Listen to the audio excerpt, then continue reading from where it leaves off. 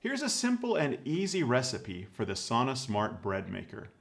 With this recipe, it will be baked in 2 hours, cooled and ready to eat in about 3. So let's take a look at the ingredients. First, we have 500 grams of bread flour.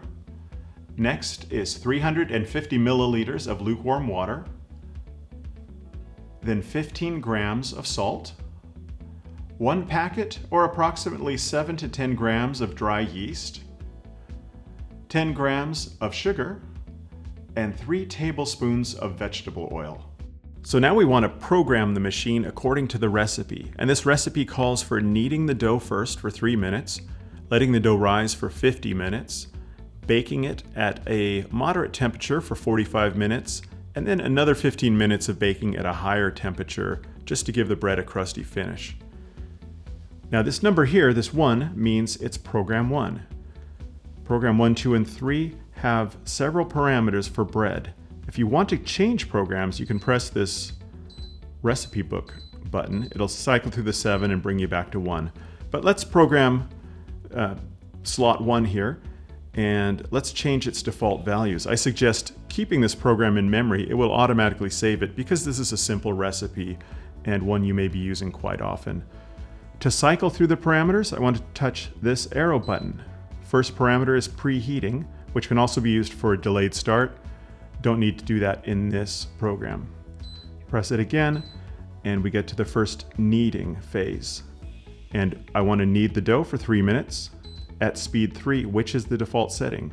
Speed 3 is maximum speed. Press it again, it takes me to the first rise phase. It defaults to 2 hours. I only want 50 minutes, so I will hold down the minus key and bring it down to 50.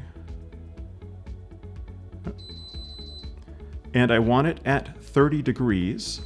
I'll press the arrow to cycle to the degrees, press up to get to 30. Press cycle to the next phase, which is a second kneading phase. Don't need that. Press it again to a second rising phase, which I don't need, so I will just zero that out by holding the minus key until it gets down to 0. Press the arrow, and now it will take us to the first baking phase. I want 45 minutes, so let me go down here. Press the arrow to get to the temperature, and I want 150 degrees. And then I want that second baking phase of 15 minutes. It defaulted to 22 at 180 degrees. Press the arrow key again, and it's set. A quick tap on the on and off takes me to the home screen, and it is ready to go. When I want to start it, I will just hold down the on-off, but first I need to add the ingredients. So first you want to add the lukewarm water directly into the pan. Then add the yeast. And sprinkle the sugar over the yeast because that's going to feed the yeast. Next, go ahead and put in the oil. This is 3 tablespoons.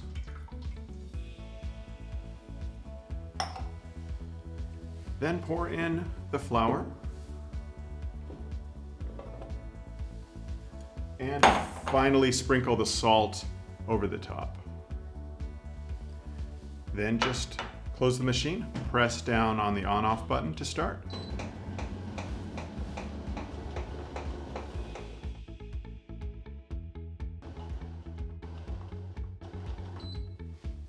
So once the kneading cycle is done, you'll want to pull out the kneaders. You can just use a spoon to kind of push away some of the dough. It comes off pretty easily.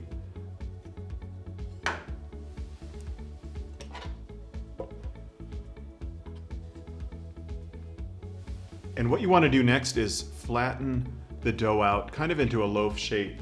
Best to use wet hands for this.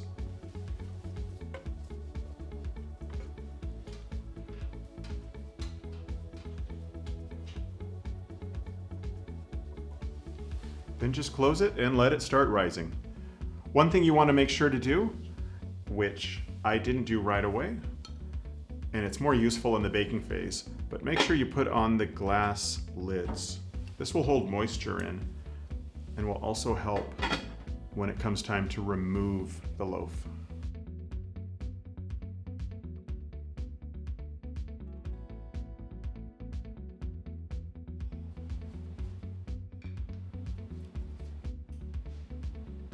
So you want to leave the pan in the machine with the glass lids on until it's cool enough to remove. After that, we'll let it sit on the counter till it's completely cool. So it's been about 10 minutes, and you can see here, there's a lot of condensation, liquid built up on the bottom of these glass lids. I'm gonna take the glass lids off, but I will put them back on. That condensation is like steaming. It's steaming the bread in there, and that's gonna help remove it later. And it's still a little warm, so I'm gonna use some towels to pull this out. And what I wanna do, I wanna keep that moisture kind of in there, but I don't want it dripping on the loaf itself. So I'm gonna put a towel over it, and then I'll put the lids just like this back on to kind of seal it in there. And now I'm gonna let it cool for about 45 minutes or so, and then come back and take the loaf out. So it's been about an hour. I was gonna wait 45 minutes, I waited a little longer, and it's still slightly warm, but I know when I make it at home, I usually don't wait for things to cool. We're too anxious to try out the bread. So first I'll get rid of these glass lids. They're still kind of wet. And I'll take off the towel.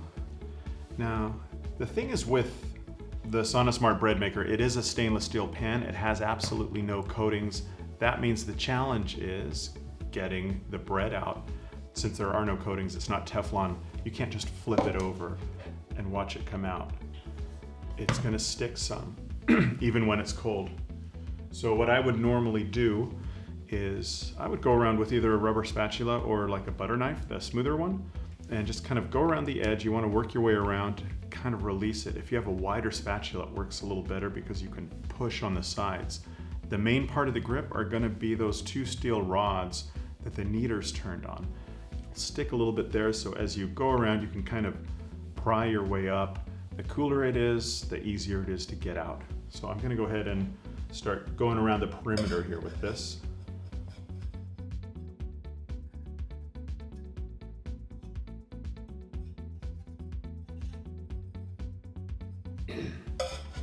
So basically what I'm doing, I just went around, it really wasn't sticking much on the sides at all, just in a few places where the dough kind of was pushed against the side of the pan.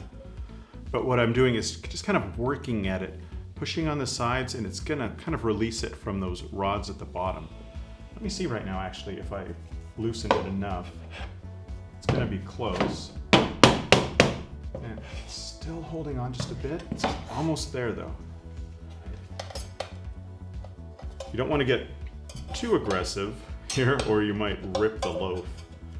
But it's almost ready. And there we go. It has a real nice sort of moist feel. That's from keeping the towel and those glass lids on. Kind of steams it there. So let's cut some here and see how it looks. I don't know if you can see that there. Looks nice. So that's a simple recipe for the Smart Breadmaker. Hope you enjoyed this video. If you have any questions or comments, please leave it in the messages below. Thanks for watching. See you next time.